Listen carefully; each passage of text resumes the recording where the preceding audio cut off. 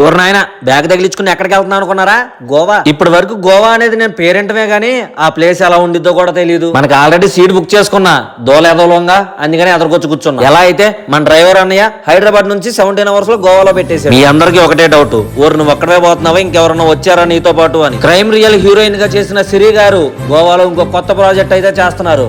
వాళ్ళని అడిగి నేను కూడా అక్కడికి వెళ్ళా. ఎలా అయితే మన లైఫ్ లో ఫస్ట్ టైం 5 star హోటల్లోకి ఎంట్రీ ఇచ్చాం. సిరి గారు షూటింగ్ వచ్చిన ప్రతి ఒక్కరిని ఎంత మంచిగా చూసుకుంటారని కల్లో కూడా అనుకోలేదు. నా లైఫ్ లో అమ్మాయిలతో తిరిగితే చాలనుకున్నా, అలాంటిది హీరోయిన్ తో తిరుగుతాను ఎప్పుడు అనుకోలే. నీకు ఒకటి తెలుసా మామ, ఇక్కడ ఇండియా సరుకు కన్నా ఫారిన్ సరుకు ఎక్కువ. ఇలా నడుచుకుంటూ వెళ్ళిన తర్వాత సిరి గారు నాకు ఒక సర్ప్రైజ్ అయితే ఇచ్చారు. మనం రిటర్న్ వెళ్ళిపోతున్నాం, అది కూడా ఫ్లైట్ లో అన్నారు. నాకైతే చాలా హ్యాపీగా అనిపించింది, ఎందుకంటే నేను ఫస్ట్ టైం నా లైఫ్ లో ఫ్లైట్ ఎక్కుతున్నా.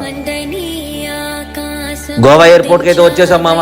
మనం బస్ స్టాండ్ లో బస్ కోసం ఎలా అయితే వెయిట్ చేస్తున్నామో, ఇక్కడ వీళ్ళు కూడా ఫ్లైట్ కోసమే మామ వెయిట్ చేసేది. మన బోటింగ్ టైం కూడా అయిపోయింది, ఇంకా ఫ్లైట్ లోకి అయితే ఎంటర్ అవబోతున్నాం మామ మనం.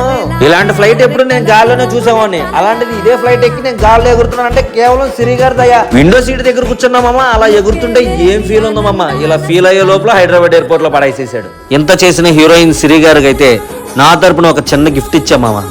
ఎలా ఉందో కామెంట్ చేయండి.